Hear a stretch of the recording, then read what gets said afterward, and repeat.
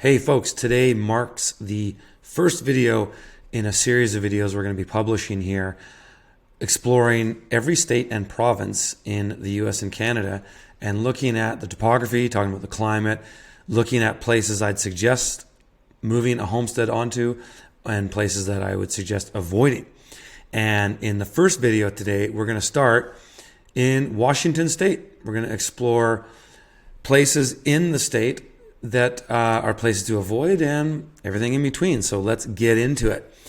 All right, so we got a number of things we're going to take into consideration here in the state. So let's just start with the places I would suggest avoiding. We'll call these the no-go zones. And this is essentially population centers. And we've got a 100-mile radius here around each of them. And, you know, obviously some of these radiuses would vary on where you would want to avoid based on the size of the metropolitan area. So for example, here in the kind of Seattle, Tacoma area along the coast, if I wanted a perfect case scenario on a homestead, I would avoid literally 100 miles of those regions. There's so many people, especially this whole valley from Olympia to Bellingham. There's so many people in this area. And it's also very woke. You know, let's be honest. It's pretty woke. And so, you know, you can really directly correlate, in my opinion, the amount of concrete to the amount of freedom that you have. So the closer you are to the concrete sprawl with the buildings, the infrastructure, the highway, the amount of government there, the amount of people who are also dependent on the government and vote on the dependency of the government and the things that it provides, you can equate that to less freedom. And then the further you move out into the country where there's less concrete and we're getting into dirt roads and such, a lot more freedom. Now, when we look at a place like Spokane, you could probably reduce the 100-mile area because Spokane is a far less smaller populated area. And so, you know, we could make this a little bit smaller if we wanted to, especially in the details. So for example, we come down into the Spokane region here. This is peri-urban. This is urban area. And then we get into the green mountains where there's trees and dirt roads. This is the rural areas.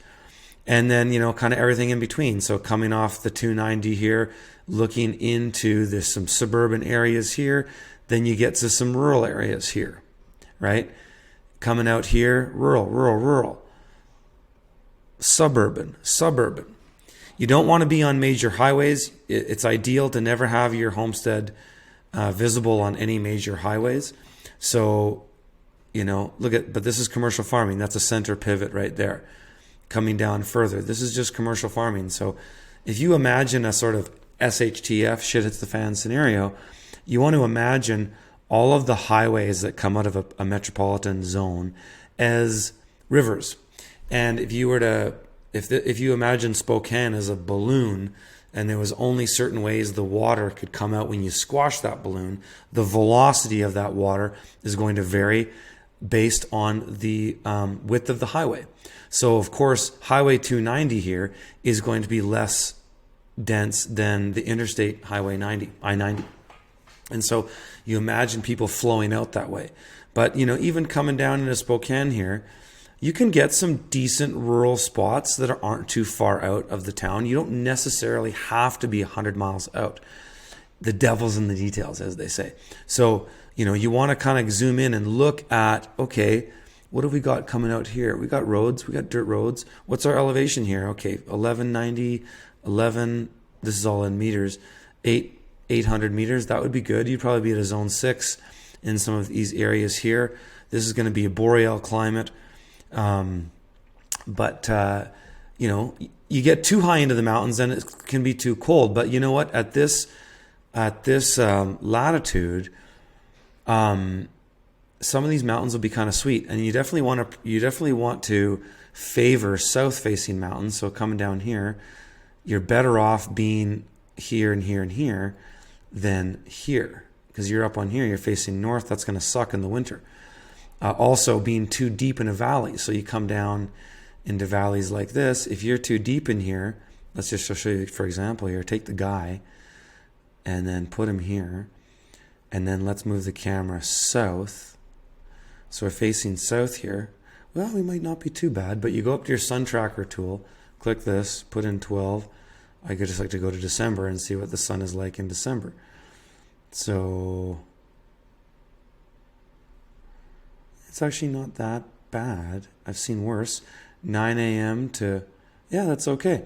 So, you know, that spot in particular would be all right. You definitely wouldn't want to be much deeper than that, because if you were deeper into the valley here, particularly where you see the shade on the trees, you know, forget about it. Down here, it's going to be a way different story. So you really want to take that into consideration when you're looking in topographic places like Washington State. Many other, we're going to look at all the states, so we'll focus on this one for now. But the topography is going to be fairly contiguous when you look into Idaho and parts of Montana as well. But, you know, Yakama Valley, same thing here.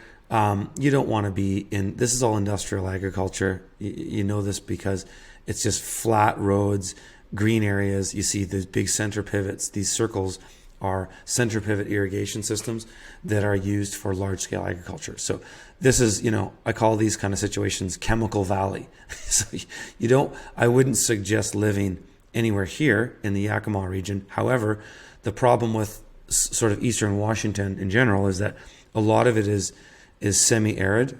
It's a big valley, and this is all semi-arid. There's no water here. So I wouldn't suggest living in there, but then you get into the mountains and you can see there's more green. However, you're getting up high elevation. So in this particular region here, I don't suspect you're going to find too much good stuff. Higher elevation, it's going to be cold. You can have a late growing season. A lot of our topography in this region will kind of come down from Mount Adams, right? This kind of sheds down here and all around away from that mountain. Same here as well for Mount Rainier. Same thing, all kind of sheds down and around. So you can find some sweet spots in these regions here. Looking down, yeah, this valley here, this could actually be a pretty sweet spot to be in. Packwood, there's a river valley here. You're going to get a lot of natural water that comes down from the snowmelt. You know, look at this. We're down at 340. If you look on the bottom right of my screen, 340 meters, that's times 3 for feet. So, you know, that's less than 1,000 feet, or about 1,000 feet. So that could be a nice little zone to be in. But, you know, if you're looking in here, you want to be looking for big ag. And actually, this isn't a lot of big ag, so this is actually quite nice. You're going to be in, if you want to be in a valley like this, so I'll orientate the map north and south, you're not going to want to be on the sides here tucked up to this mountain, because that means you're going to get a late morning sun. It's more ideal to get morning sun than afternoon sun, typically, especially in cold climates like this. So, you know, the sweet side of the valley here is going to be up on this side. Better south aspect, also going to get more early light. And then as you come down this valley here, you know, when you go up into a valley like this, further up, you want to be on the side that's facing the east, so you get the morning light. You don't want to be on this side. All along here, you don't want to be on that side at all. Let's look at a little bit other parts of Washington here, so we can kind of think about. Well, actually, okay. So you know what? Now we talked about where to avoid. Let's talk about no-go zones in terms of water. That would be this entire shelf. You know, I've driven through this valley many times, and there's a lot of wind turbines here, which are annoying. They're a bit of an eyesore, and they're a total racket as far as electricity is concerned. They require so much of concrete infrastructure maintenance. It's a total boondoggle, but they're also annoying to look at, and they kill birds, and it sucks. So a lot of that's going on in this region, and it's just dry here. So I would avoid most of this region. This is let's just look at our Copenhagen here for Copenhagen map for a second here. See this? This is all dry climate in this area. BSK. It's cold desert. It's not great. It's not great for growing. That's why the only agriculture you see are in the low-lying valleys that are connected to central irrigation infrastructure, which is all regulated and all that. And it's better to be away from that. So I would avoid those. Let's talk now about some good areas that are worth highlighting in Washington. So Coming over here, this town of Republic, this town of Colville, these are great areas. Salt of the earth farmers. I've been coming through these zones for years. Even in the valleys, there's not a lot of big ag, right? There's very little. That's, one center pivot in this entire area. So lots of good farms and homesteads up around here. You get into the hills here, the elevation's not even that high, and you can find some really nice spots. Well water is abundant here. You can drill and get water everywhere. And you'll even find the higher you are on the mountains, the less you have to drill than in the valleys. It's sort of an interesting anomaly. If you're in this zone here, you're going to be coming into the Republic area or any of these towns here to get amenities.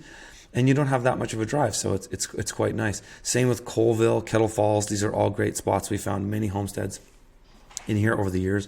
One thing, if you're not already aware, the Homestead Accelerator is a program we run. I have a course called Finding the Perfect Homestead Property where I get into this stuff and show you weekly. We list properties where there's good properties, and we've listed many good properties in these regions in the past. So check that out. It's at freedomfarmers.com. There'll be a link somewhere in the video if you want to check that out. But we've listed many properties in these good areas. And I like this area, Colville, too. Real salt of the earth farmers. It's traditional families farming. It's good people. It's fairly conservative Christian. You don't see a lot of rainbow flags and things like that out in these zones. So I personally like these zones, and I would say the same for Republic. If you're living in Republic, you're actually going to find you're going to come up into Canada. You'll probably go skiing up in Phoenix Mountain, places like this. If you're in Colville, you'll find you'll come up to Canada. You'll go to Ainsworth Hot Springs. You'll probably go skiing at Red Mountain. Good amenities as far as Canada is concerned, and you'll get really good value for your dollar. You'll find that dollar for dollar, things are priced the same in the US dollars as they are in Canadian dollars on either side of the country. So you'll find that coming up into Canada from time to time, you'll get a steal of a deal on things. So some food for thought there. And then another region here is a pretty sweet spot on the real west coast. So if you want a bit of a coastal temperate climate, all these regions over here, this is all boreal climate, which is defined as hot, dry summers and cold winters with snow. But if you like snow sports like I do, you love it. You come over to this Forks region here, it's going to be much more temperate, probably zone 6 and beyond. If you get into the higher elevations in here, it might be a bit cooler, but even the higher elevations here aren't even that high. Like you're not going to see anything past 1,000 meters or 3,000 feet up here. So these are kind of a sweet spot where you're seeing small towns, coastal climate, if you like that temperate climate, but not a lot of amenities in the region. You're going to find that you're often going to have to travel closer to the Seattle, greater Seattle area. And so that can be a bit of a drag because, just looking at the roads, there's not that many roads coming out, but that's okay. You might want that. Whereas when we looked at these areas here, you can kind of go in less of a travel to get to amenities because amenities aren't that far. Whereas here, you really got to go into the belly of the beast. But the advantage of that is that, even just coming into the Olympia region, you're going to find that there's all the amenities you need, which you won't necessarily find here. But in Colville, you'll be closer to Spokane, and so you will find all the amenities you need. But, you're going to have to travel a bit further to come towards Olympia to do that. But nice regions, low population. If the shit were to hit the fan, it's highly unlikely that people from Seattle are going to be heading out this way. People from Seattle are going to be heading south. And that's where this whole connection between Portland and Seattle could be a complete shit show, just to say the least, in a situation like that. But yeah, that's Washington State in a nutshell. I say, generally speaking, I don't mind Washington. For myself personally, the politics of a state don't really matter. It comes down to where you are geographically to those politics. So here, this is where, they call it the left coast for a reason. So even in small town areas here, you're going to find there's a lot of expatriates coming from the Seattle area, and their politics will dictate some of the policies there, which might be annoying. But you will find that in these areas here, it's a lot more conservative. There's not really a lot of left-wing politics, even on the local level. So that's going to benefit you in terms of policy and things like that. So I hope you guys liked this video. We're going to do more of them. Again, if you want to see weekly properties that we post all over the United States and Canada that are the creme de la creme of homestead properties, check that out. It's at freedomfarmers.com. There'll be a link somewhere in the video and in the show notes. All right, guys, we'll see you in the next one.